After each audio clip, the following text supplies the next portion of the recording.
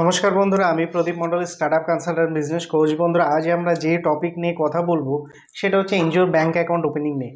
অনেক এনজিও বন্ধুরা আমাদের কল করে জানতে চান যে স্যার, আমার তো সোসাইটি রয়েছে, তাহলে সোসাইটির ব্যাঙ্ক অ্যাকাউন্ট আমরা কোন ব্যাঙ্কে ওপেনিং করব, বা আমার তো ট্রাস্ট রয়েছে বা ট্রাস্টের আমরা অ্যাকাউন্ট কিভাবে ওপেনিং করব। তো অনেক এনজিও বন্ধুদের কাছ থেকে বেশি কিছু কোশ্চেন আমাদের কাছে এসেছে।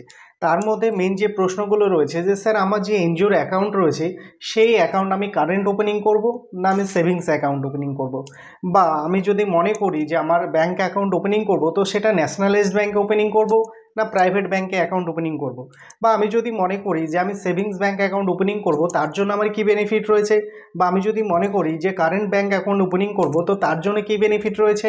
বা অনেক এনজিও বন্ধুরা কোশ্চেন করছেন যে স্যার, আমি যদি কোনো ব্যাঙ্ক অ্যাকাউন্ট ওপেনিং না করি তাহলে তার জন্য আমার কি প্রবলেম হতে পারে। এই সমস্ত প্রশ্নগুলির উত্তর যদি আপনি জানতে চান তাহলে আপনি আমাদের ভিডিওটি শেষ পর্যন্ত দেখুন, এবং আপনি যদি আমাদের চ্যানেলে প্রথম এসে থাকেন তাহলে আমাদের চ্যানেলটি সাবস্ক্রাইব করুন এবং পাশে থাকা বেল আইকনকে অবশ্যই ক্লিক করে দেবেন। কারণ ইন ফিউচার যদি আমরা এনজিও রিলেটেড কোনো ভিডিও আপলোড করি তো ভিডিও নোটিফিকেশান সবার আগে আপনার কাছে পৌঁছে যাবে।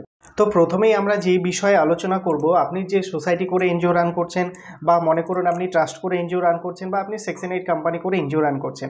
তো এনজিও রান করার সময় আপনি যখন ব্যাঙ্ক অ্যাকাউন্ট ওপেনিং করতে যাবেন, ওপেনিং করার সময় আপনার যে মেমোরান্ডাম থাকছে সেই মেমোরান্ডামে ভালো করে দেখে নেবেন যে সেখানে আপনার প্রাইভেট ব্যাঙ্ক লেখা রয়েছে না ন্যাশনালাইজড ব্যাঙ্ক লেখা রয়েছে।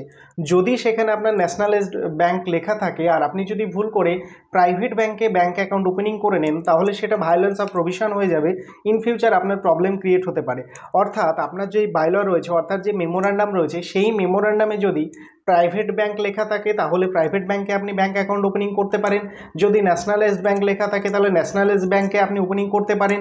যদি দুটোই পারমিশন লেখা থাকে তাহলে আপনি যে কোনো জায়গায় আপনি ব্যাঙ্ক অ্যাকাউন্ট ওপেনিং করতে পারেন। তো এই সমস্ত বিষয় নিয়ে এই ভিডিও সব শেষে আলোচনা করব যে কোন ব্যাঙ্কে আপনার এনজিওর অ্যাকাউন্ট ওপেনিং করলে ইন ফিউচার গিয়ে এনজিওদের জন্য বেস্ট হবে। অনেক এনজিও বন্ধুরা আমাদের জিজ্ঞাসা করে যে স্যার, আমি কারেন্ট অ্যাকাউন্ট ওপেনিং করব না সেভিংস ব্যাঙ্ক অ্যাকাউন্ট ওপেনিং করব। তো দেখুন, আপনি এনজিওর ক্ষেত্রে কারেন্ট ব্যাঙ্ক অ্যাকাউন্টে ওপেনিং করতে পারেন অথবা সেভিংস ব্যাঙ্ক অ্যাকাউন্টও ওপেনিং করতে পারেন। যদি আপনি কারেন্ট ব্যাঙ্ক অ্যাকাউন্ট ওপেনিং করে থাকেন তার জন্য কি বেনিফিট রয়েছে, বা আপনি যদি সেভিংস ব্যাঙ্ক অ্যাকাউন্ট ওপেনিং করে থাকেন তার জন্য কি বেনিফিট রয়েছে। তো দেখুন, প্রথমে যেটা আলোচনা করব সেটা হচ্ছে আপনি যদি সেভিংস ব্যাঙ্ক অ্যাকাউন্ট ওপেনিং করে থাকেন তাহলে আপনি আপনার যে এনজিওর অ্যাকাউন্ট হচ্ছে সেই এনজিওর অ্যাকাউন্টে ওয়ান টাইম ম্যাক্সিমাম 10 লক্ষ টাকা পর্যন্ত আপনি ডিপোজিট করতে পারেন। অর্থাৎ আপনার যদি ক্যাশ ডিপোজিট ম্যাক্সিমাম হয়ে থাকে, অর্থাৎ আপনার কাছে হয়তো ম্যাক্সিমাম ডোনেশন কালেকশন হচ্ছে বা হয়তো কোনো ফান্ডিং পাচ্ছেন, সেই সমস্ত ফান্ডিংয়ের অ্যামাউন্ট আপনি ওয়ান টাইম 10 লক্ষ টাকা পর্যন্ত আপনার অ্যাকাউন্টে ডিপোজিট করতে পারবেন। এবং 10 লক্ষ টাকার বেশি যদি আপনি ডিপোজিট করে থাকেন তাহলে আপনার অ্যাকাউন্টে কিন্তু ইনকাম ট্যাক্স থেকে নোটিশ আসতে পারে। এবং আপনার যে সেভিংস ব্যাঙ্ক অ্যাকাউন্ট হচ্ছে সেই সেভিংস ব্যাঙ্ক অ্যাকাউন্টে আপনার যে অ্যামাউন্ট থাকছে সেই অ্যামাউন্টের এগেনস্টে কিন্তু আপনি ইন্টারেস্ট পেতে পারেন। অর্থাৎ এখান থেকে ইন্টারেস্ট পেলে অ্যাট এ টাইম কী হতে পারে, কিছু টাকা আপনার বাড়ার প্রবণতা কিন্তু আছে। যদি আপনি কারেন্ট অ্যাকাউন্ট ওপেনিং করেন, কারেন্ট অ্যাকাউন্ট ওপেনিং করলে আপনার কী বেনিফিট রয়েছে, কারেন্ট ব্যাঙ্ক অ্যাকাউন্টে ওয়ান টাইম আপনি 50 লক্ষ টাকা পর্যন্ত আপনি ক্যাশ ডিপোজিট করতে পারেন। এবং কারেন্ট অ্যাকাউন্টে কিন্তু কোনো রেট অফ ইন্টারেস্ট আপনি পাবেন না, কিন্তু সেভিংস ব্যাঙ্ক অ্যাকাউন্টে আপনি রেট অফ ইন্টারেস্ট পাবেন। অনেক এনজিও বন্ধুরা আবার জানতে চান যে স্যার, আমার কোনো এনজিওর অ্যাকাউন্টই নেই, অথচ তিনি 3 বছর 4 বছর বা 5 বছর বা 10 বছর ধরে অনেকে রান করছেন। এইরকম রেফারেন্স আমাদের কাছে অনেককেই দেখেছি। এই ধরনের ভুলগুলো কিন্তু আপনারা করবেন না। অর্থাৎ আপনি যখন এনজিও করছেন এনজিওর ব্যাঙ্ক অ্যাকাউন্ট কিন্তু অবশ্যই করুন। কারণ এনজিওর যদি ব্যাঙ্ক অ্যাকাউন্ট আপনি না করেন তাহলে কি করবেন, এনজিও করার উদ্দেশ্য হলো কোনো প্রজেক্ট বা ফান্ডিং নিয়ে কাজ করা, কোনো গ্র্যান্ট পাওয়া, নিজস্ব পকেট থেকে তো সমস্ত কিছু চালানো সম্ভব নয়। তো সুতরাং আপনি যখন কোনো প্রজেক্টের জন্য অ্যাপ্লিকেশন করবেন, কোনো গ্র্যান্টের জন্য যখন অ্যাপ্লিকেশন করবেন, সেই সময় যদি আপনার ব্যাঙ্ক অ্যাকাউন্ট না থেকে থাকে তাহলে সেখানে কীভাবে অ্যামাউন্ট আসবে। বা অনেক সময় কি হয়, যখন আপনি এইচটিজি 12 এগুলো রেজিস্ট্রেশন করবেন সেই সময় ব্যাঙ্ক অ্যাকাউন্টের প্রয়োজন হয়ে পড়বে। যখন আপনি এই মুহূর্তে দেখুন, যখন এইচটিজি 12 এগুলো রেজিস্ট্রেশন করছেন সমস্ত কিছু এখন প্রভিশন, যখন আপনি ফাইনাল রেজিস্ট্রেশন করবেন সেই সময় কিন্তু আপনার ব্যাঙ্ক অ্যাকাউন্টের প্রয়োজন পড়বে। এছাড়াও যখন আপনি আপনার এনজিওর ইনকাম ট্যাক্স রিটার্ন ফাইল করবেন সেই সময় প্রয়োজন হয়ে পড়বে। যখন আপনি অডিট করবেন, অডিট করার সময় ব্যাঙ্ক অ্যাকাউন্ট ওপেনিং ব্যাঙ্ক অ্যাকাউন্টের প্রয়োজন পড়বে। যদি আপনার ব্যাঙ্ক অ্যাকাউন্ট নাও থেকে থাকে তবুও কিন্তু অডিট করা যায়, কিন্তু সবসময় আপনাকে বলবো যে ব্যাঙ্ক অ্যাকাউন্ট ওপেনিং করে তবেই আপনি কাজ করুন।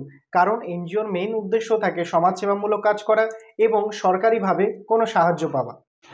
অনেক এনজিও বন্ধুরা আমাদের জিজ্ঞাসা করেন যে স্যার, আপনি সাজেস্ট করুন যে এনজিওর ব্যাঙ্ক অ্যাকাউন্ট আমরা কোন ব্যাঙ্ক থেকে করব। তো আপনি যদি আমাকে সাজেস্ট করতে বলেন তো আমি আপনাকে বলবো যে স্টেট ব্যাঙ্ক অফ ইন্ডিয়ায় আপনি কি ব্যাঙ্ক অ্যাকাউন্ট ওপেনিং করুন। তো স্টেট ব্যাঙ্ক অফ ইন্ডিয়ার কথা কেন আমি বললাম, কারণ আপনি যখন এনজিও করেছেন আপনার এনজিওর মেন উদ্দেশ্য কিন্তু ফান্ডিং, অর্থাৎ আপনি যেমন ইন্ডিয়া থেকে ফান্ডিং পেতে পারেন তার জন্য HTG12A বা নীতি আয়োগ বা CSR এর প্রয়োজন পড়ছে। যখন আপনি ফরেন থেকে ফান্ডিং নেবেন তখন আপনার FCR এর লাইসেন্সের প্রয়োজন পড়বে এবং FCR এ অ্যাকাউন্টের প্রয়োজন পড়বে।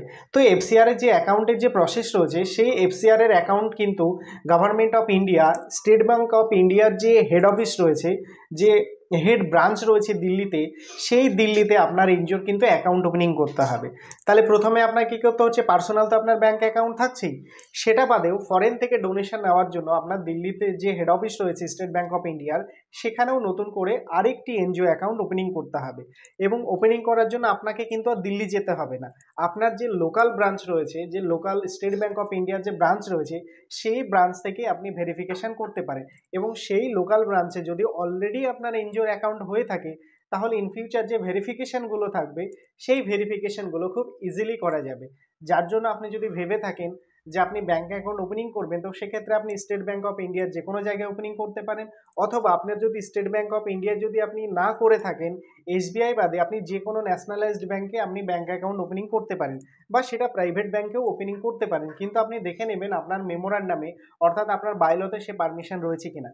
অর্থাৎ আপনার মেমোরান্ডামে যদি প্রাইভেট ব্যাঙ্ক থাকে তাহলে প্রাইভেট ব্যাঙ্কেও করতে পারেন, অথবা আপনার যদি কোনো ন্যাশনালাইজড ব্যাঙ্ক লেখা থাকে আপনি ন্যাশনালাইজড ব্যাঙ্কে করতে পারেন, অথবা আপনি আপনার মতো করে যে কোনো ব্যাঙ্কে করতে পারেন, তাতে কোনো অসুবিধে নেই এবং এখানে কোনো ভয় পাওয়ারও কারণ নেই। দেখা যাচ্ছে অনেকে হয়তো এনজিওর অ্যাকাউন্ট ওপেনিং করেছেন SBI বাদে অন্য কোনো ব্যাঙ্কে করেছেন, তাতে কোনো সমস্যা নেই। আমি এখানে কি বললাম যে অলরেডি যদি SBI করা থাকে তাহলে এক্সট্রা আপনি বেনিফিট পেতে পান, আপনার অন্য ব্যাঙ্কে থাকলেও কিন্তু কোনো সমস্যা নেই। আপনার যদি এনজিও বিষয়ে কোনো প্রশ্ন থেকে থাকে বা কোনো কিছু জানার থাকে তাহলে আপনি চাইলে আমাদের বোর্ডলাইন নম্বরে কল করে A to Z জানতে পারেন। এবং আপনার যদি মনে হয় যে আপনি কোনো লিগ্যাল সার্ভিস নেবেন তাহলে চাইলে আপনি আমাদের অফিস ভিজিট করতে পারেন। আমাদের অলরেডি 3টে ব্রাঞ্চ রয়েছে, যে কোনো ব্রাঞ্চে আপনি ভিজিট করে আপনি আমাদের থেকে চাইলে সার্ভিস নিতে পারেন। ভিডিওটি শেষ পর্যন্ত দেখার জন্য আপনাদের অসংখ্য ধন্যবাদ। আপনাদের দিনটি শুভ হোক।